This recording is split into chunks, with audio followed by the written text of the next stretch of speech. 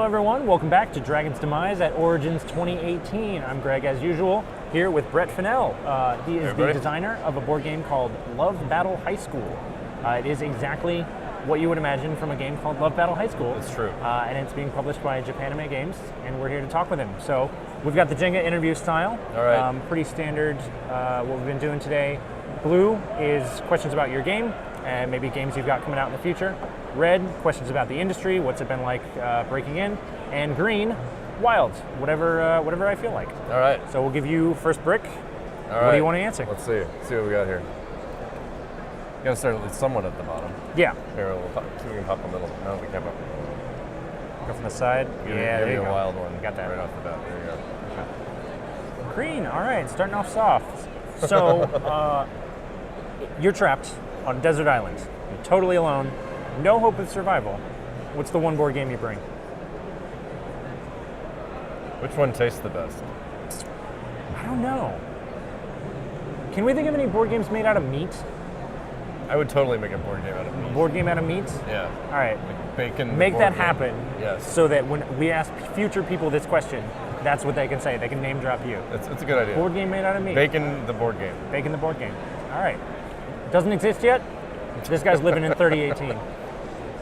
All right, I'm gonna go, let's go for a blue. Oh, no, that.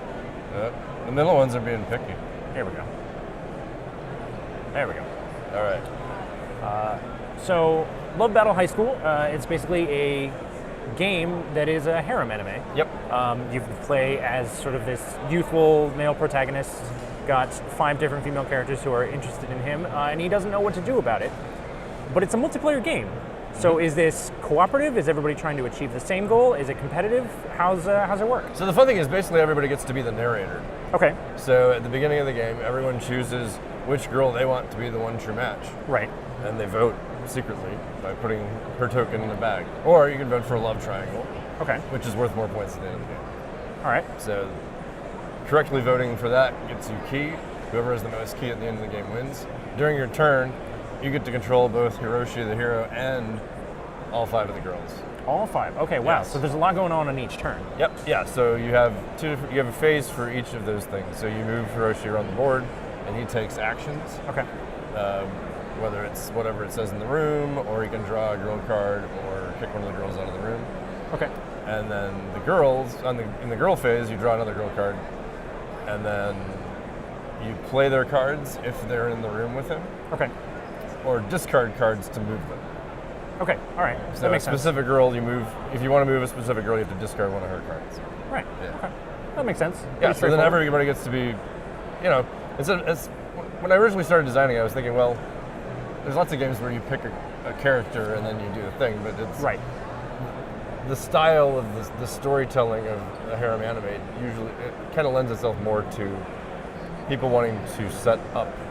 No, absolutely. And I was Yeah. just thinking Yeah. exactly that. So, if you've got this game that's basically an anime or sort of Yeah. inspired by the genre of anime, you're going to want to be engaged in telling the story, and Yep. everybody's going to want an opportunity to shape that story. Right. So I think, yeah, this sounds like a nice example of mechanics reflecting theme. As I've discovered, fans of that particular style of anime call it shipping. Shipping. Yep. That Yes. makes sense. I feel like I've heard that term Yeah. as a denizen of the internet. Exactly. All right, back to you. All right, what do we got here? We haven't done a red yet. Haven't done a red yet. Let's try it. Let's go for a rainbow. That one's not. This is a much wigglier tower than we've had in the past. There we go. All right, red. So this is your first design credit, which congratulations. Thank you. So what has the process been like of sort of bringing that to market? Whether it was the pitch, the design, everything. What's it been like shepherding that through the process?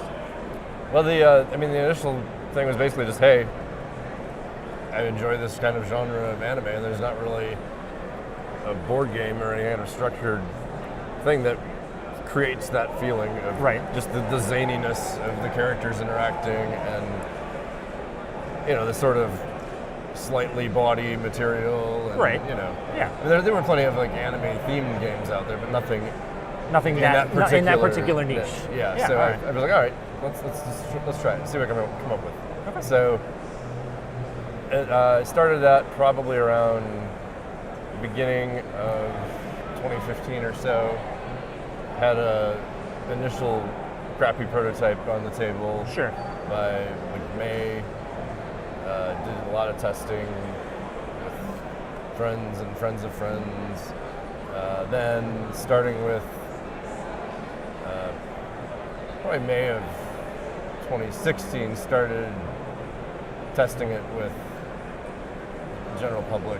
Okay. So sort of broader base. Yeah, and sending it out to people that offered to do blind testing for it and that kind of thing. Then last year at Gen Con, so yeah, that timeline was about off, a little off. 2016 it's all fuzzy. 2015 was when I started doing other types of exploration and design, but 2016 is when I started working on Love Battle. Okay, but the last year at Gen Con, I was ready to do like you're ready to get final out there. testing You were going to and put started it out pitching it, and had some time at the first exposure hall doing blind testing there. Okay, So great, mostly yeah. what I was doing at Gen Con was just refining the actual written rules. there. Okay. So somebody That's could, important. Yeah, so somebody could just pick it up and play. And at that point, I mean, the obvious choice for publisher was Japanime Games. Right. because That was going to be a follow-up question. yeah, it's definitely their niche, and I had paid a friend of mine who's an artist to do enough art to make a really nice looking prototype. Sure. That's really great. And you know, I knew that you don't want to invest a lot of money in the art when you're trying to pitch to a publisher because they might just go, no, we don't want any of that. Right, We're going to yeah. do our own thing. But I wanted to put a little money into it just to have like a nice looking prototype. And Yeah. I think that really helped. Well, and I feel like, as part of the pitch process, you want to make sure that you don't necessarily have a finished project, but you have something that's going to catch people's eye. Yeah. You have something that it's going to be memorable. Yeah, and it was nice enough to get people to want to play it, you know, in the first exposure hall, and had, you know, a little bit of, and it ended up actually, Japanime said, hey, you know, go ahead and have your friend finish the art because we really like it. So, Awesome. That's yeah, fantastic. exactly. That's really cool. All right, I'm going to go, let's do double red. I'm going to go for another one right here. There we go. So, exactly like I described, follow-up question. So you knew sort of that you had this particular publisher in mind that you wanted to pitch to, and you know the process of pitching to them, was it at all, I mean, I'm sure it was intimidating, but did you find that they were very receptive? What's been basically the response from the community, from board game publishers, from other designers as you've done this? Has it been supportive overall? I mean, you know, I get a mix of feedback from, so it's at this intersection, and so a lot of the testing that I've done, in addition to at, you know, game conventions, Right. has been at anime conventions. Sure, yeah, no, So- that makes sense. And so especially anime conventions that have like a board game area. Right.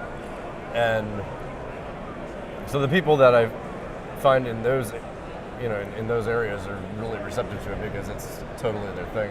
Right. I've had people play it that like weren't into the theme, but still were like, oh, well, this is a really good game. I Right, would yeah. totally buy it if it didn't have anime chicks on the cover, you know, because it just wasn't their bag. Yeah, But- it's a polarizing subject matter. Yeah, for sure, and partially because of that, I actually spent a lot of time testing specifically with women. Okay. That was actually part of my goal of last Gen Con was I even had one table that was just all ladies playing, Right.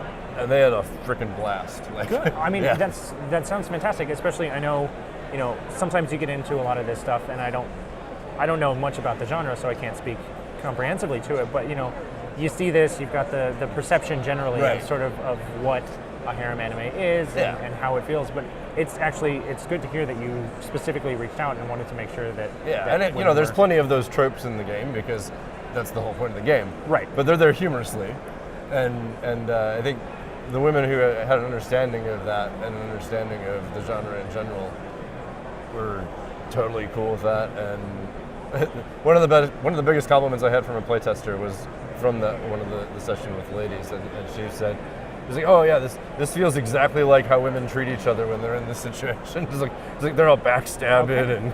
You know, All right. Well, there you go. You've captured it accurately. Yes. Am I going? No, it's you. Yeah, I just yeah. grabbed that one. All right. I feel like we've beat red to death for a little while, so let's. We've got it was a let's good try run something of else. red. Yeah. I'm going for now. Anyway, here's a good one. Okay. Oh, nice and easy.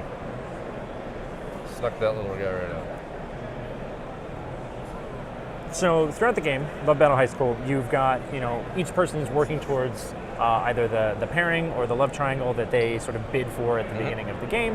How exactly is that tracked? We've talked about controlling the protagonist, controlling the girls, but is there sort of a relationship meter? How exactly do you track your process towards victory?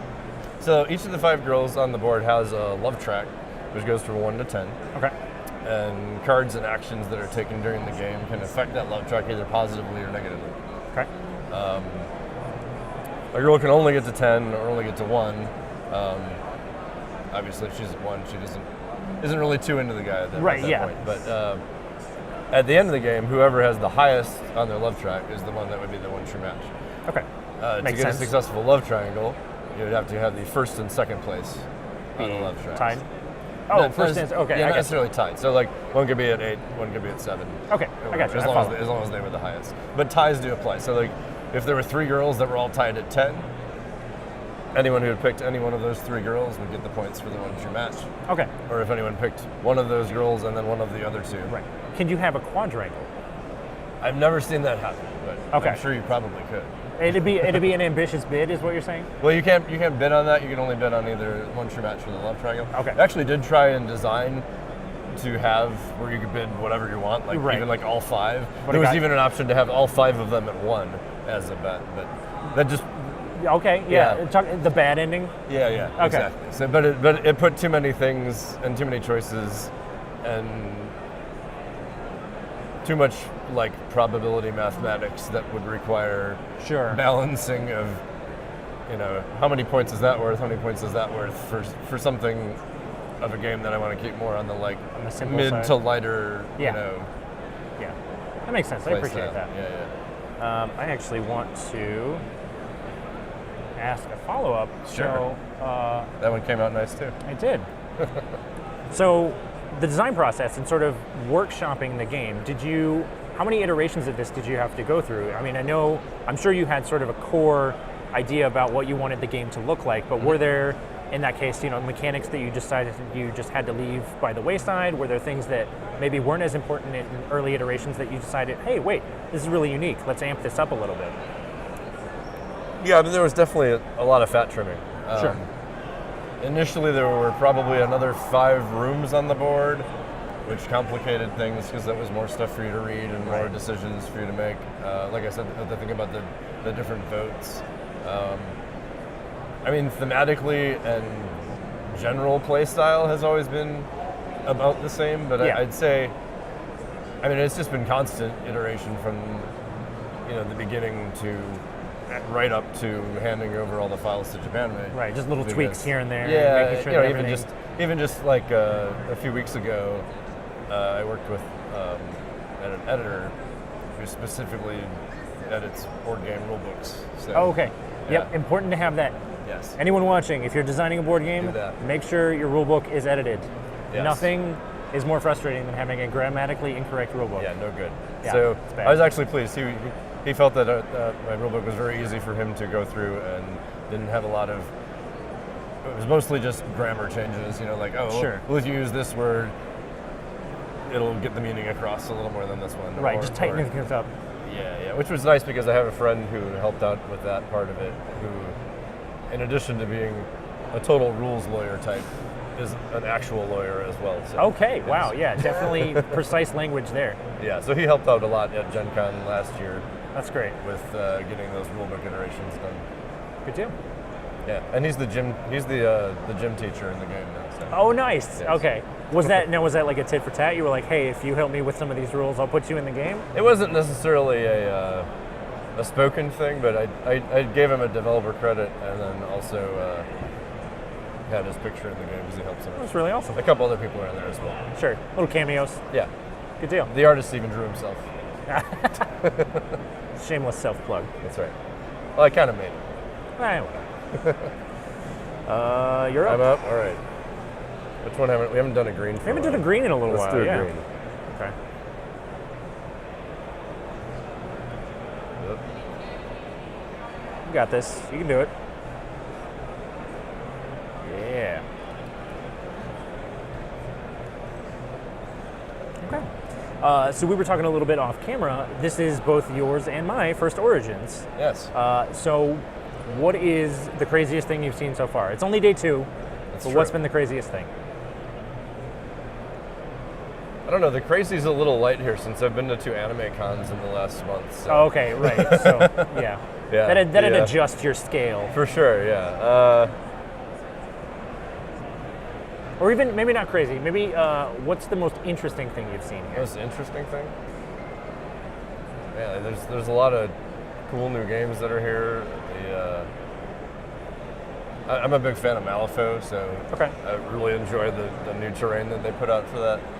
Good deal. I was super impressed with those kits. So great. that was probably the thing that's stuck in my head the most. All right, yeah. Interesting. A little bit different. I don't know that we've had a lot of miniature gamers on the interviews today. So. Yeah, that's probably the like single gaming style. I mean, other than like board games, which everybody plays since they're kids, but miniatures have always been a big passion thing. of yours. Yeah. Good deal. Let's see. You took that green. I did. So let's go right out the middle. If I can find it back here. Nope. Sneaking. That doesn't bode well for the future. I'm totally cheating right now. Yeah, you are. You're going to allow this? I don't know. Yep, because I want the interview to continue. And I'm in charge. Fair enough. All right, so there we go. So throughout this process, you've been working recently with Japanime Games to get the game out. This is what you wanted. Where do you see yourself sort of in 5 years? Do you want to sort of settle down somewhere with a particular publishing company, or do you want to sort of keep things open and design, different styles of games? What are you thinking? What's your vision?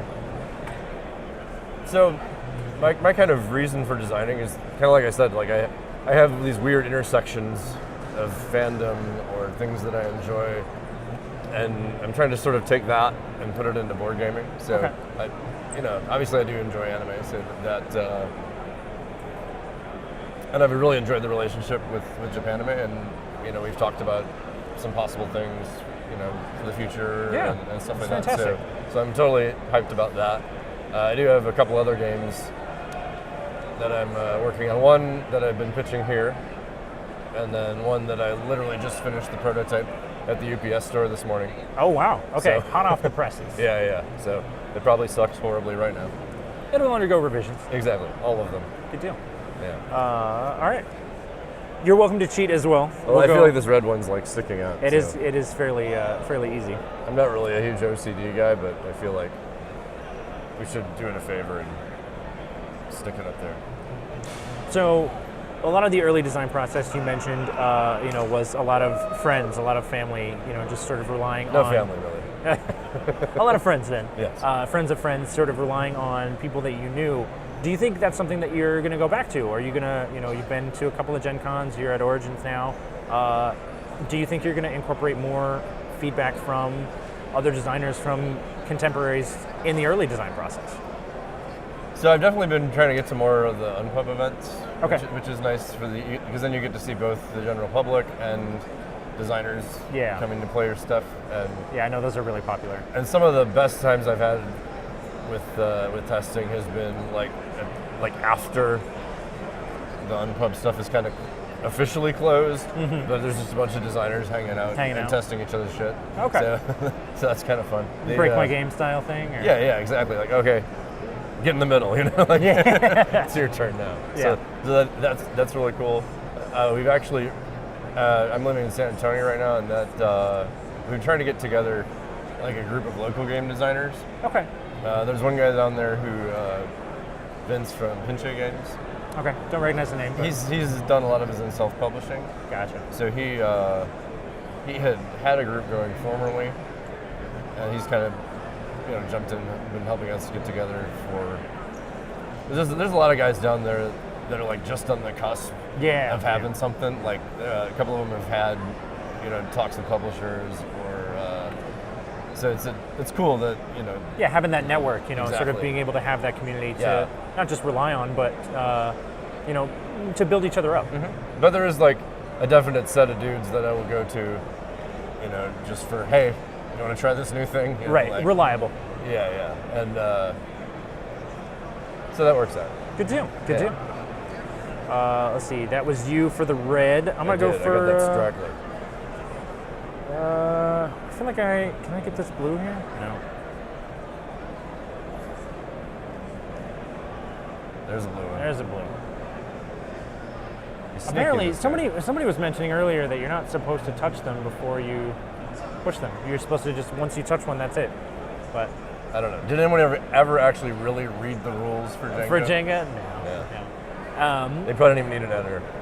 So you mentioned a couple of games that you've got going on. One that you're sort of pitching here at Origins, and one that is literally fresh off the press. Anything you can tell us about those? So the one is it's a 2 to 6 player kind of a fast take that kind of card game Okay. called Krampusnacht. Krampusnacht. Krampusnacht. Yes. Okay. German. The gist of it is everybody gets to play one of the European companions of St. Nicholas, Okay.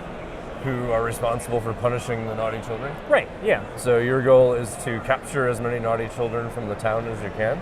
Okay. And whoever has the most naughty points worth of children at the end of the game Okay. That sounds is like the fun. winner. Yeah. It's a pretty simple, quick little thing. Yeah. that, No, I can get behind that. yeah. Is there elements of set collection, or is it more just? No, it's pretty much just stick kids in your bag, and if there's too many, you can sacrifice one and make room. All right. I like it. Very, very dark. Classic fairy tale. Yep. All right. I think we've got time for one more question before we Okay. gotta head out. So if you want to pull a brick and knock the thing over at the same time. Do both? Yeah.